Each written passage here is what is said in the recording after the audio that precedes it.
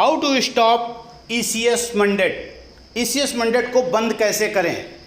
आपके पास लोन ले लिया है और किस्त देने के पैसे नहीं हैं और ईसीएस आपके बैंक में लगा हुआ है। हर महीने वो अपनी डेट पर ईसीएस लगता है और आपके चेक बाउंस हो जाता है और उसका चार्ज आपके अकाउंट में ऐड कर दिया जाता है, या अगर एक खाते में पैसा होता है तो काट लिया जाता है, जिसमें कि बैंक 295 रुपये और जिस बैंक से या जिस एनबीएफसी आपने लोन रखा है उसका 400 या 500 रुपये चार्ज आपका एक ईसीएस मंडेट में लगता है। आरबीआई की गाइडलाइन की बात करें तो आपका ईसीएस मंडेट के नाम पर आपका एक माह में 3 बार लगाया जा सकता है, लेकिन जो फर्में हैं, जो एनबीएफसियाँ हैं, वो आपके खाते में 20-20 बार एक महीने में लगा देते हैं, यानी कि कहीं ना कहीं लोन से कहीं ज़्यादा अमाउंट आपका एक महीने में खड़ा हो जाता है। इसके केस मानी कोर्ट में भी गए थे, उस पर क्या कुछ हुआ वो आगे बात करेंगे। अभी हम बात करते हैं इसको बंद कैसे किया जाए। ईसीएस मंडेट पे आपने साइन किया, आपने लोन लिया, लोन लेने में पहले हम लोग चेक देते थे और चेक बाउंस होने के बाद में बैंक हमारे ऊपर चेक बाउंसिंग का केस कर देता था। एक चेक आपने दिया है और उस चेक को बैंक 3 बार अगर बाउंस करा लेता था तो वो जाकर के कोर्ट में खड़ा हो जाता, तो आपको चेक बाउंस का केस लग जाता था, जिसमें आपको 2 साल की जेल और 100% पेनल्टी होता था। यानी 1 लाख का लोन अगर है, पहला 1 लाख के लोन पे 1 लाख के लोन पर आपका ये केस नहीं बनता है, लेकिन उदाहरण के लिए मैं बता रहा हूँ, अगर 1 लाख का लोन है तो आपको 2 लाख रुपए वहाँ पेनल्टी के रूप में देना पड़ता था। अब समस्या ये आ गई कि अब ईसीएस हो गया है, इसमें तो चार्ज भी कट रहा है, हमारे खाते में पैसा भी नहीं है, माइनस में जा रहा है और हमको तंग भी किया जा रहा है रिकवरी एजेंटों के द्वारा। इसको बंद कैसे करा दें? तो आपको एक बार बता दें, इसको बंद नहीं कराना है।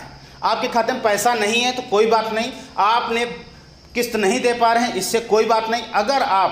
अगर आप किसी भी गैर कानूनी तरीके का प्रयोग करते हैं तो निश्चित आपके ऊपर क्रिमिनल केस बन जाता है, जैसे कि ईसीएस बंद कराना, खाता बंद कराना, इस प्रकार का अगर, या माननीय कोर्ट का आया हुआ जो लेटर है उसकी अवमानना करना, कोर्ट ने बुलाया आप नहीं गए, या आपका लोक अदालत में 1 बार में नहीं गए कोई बात नहीं, 2 बार में, लेकिन तीसरी बार में आपको जाना ही जाना है। आप इस प्रकार कोई कार्य करते हैं तो आपके ऊपर क्रिमिनल केस बन जाता है। लेकिन यदि आपके पास पैसा नहीं है, जो भी बुलाता है, चाहे बैंक बुलाए, चाहे कोर्ट बुलाए, चाहे आपका लोक अदालत बुलाए, आप जाइए, बात करिए, आर्बिट्रेशन के लिए बुलाए, वहाँ जाइए, लेकिन सीधी सी बात, आपके पास पैसा नहीं है, आप अपनी बात को कहिए, लेकिन आप किसी से घबराएं नहीं, किसी से भागे नहीं, क्योंकि भागने से आपका जो निराकरण वो नहीं होने वाला।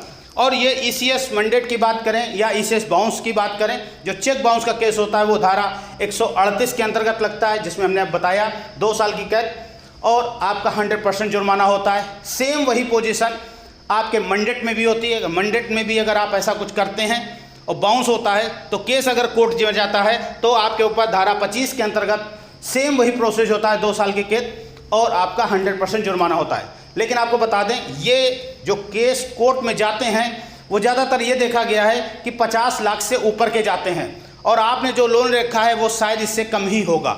ठीक है, तो आपको ये चिंता करने की जरूरत नहीं, आपका केस कोर्ट में जाएगा।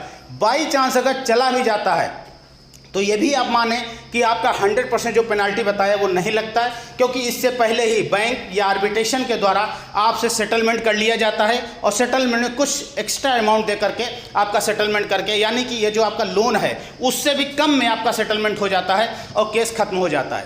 बैंक आपसे लड़ना नहीं चाहता, बैंक कोर्ट केस करना नहीं चाहता, बैंक के अपना फंड चाहता, अपना पैसा चाहता है। तो पैसा पाने के लिए बैंक आपसे सेटलमेंट के वो सारे तरीके अपना देता है जिससे आप उसको पैसा दे दें, और आपके पास पैसा है ही नहीं, तब भी ये अभी आरबीआई गाइडलाइन लेके आया है नया कि आपसे कंप्रोमाइज सेटलमेंट करते हैं, जिसको हम लोग 1 टाइम सेटलमेंट भी बोलते हैं। हमने इस पर कई सारे वीडियो बनाए हैं कि 1 टाइम सेटलमेंट क्या होता है, कंप्रोमाइज सेटलमेंट क्या होता है। इससे आप अपने जो मूल राशि है उससे भी कहीं ज़्यादा कम में अपना सेटलमेंट करा सकते हैं और इस लोन जैसे झंझट से निजात पा सकते हैं।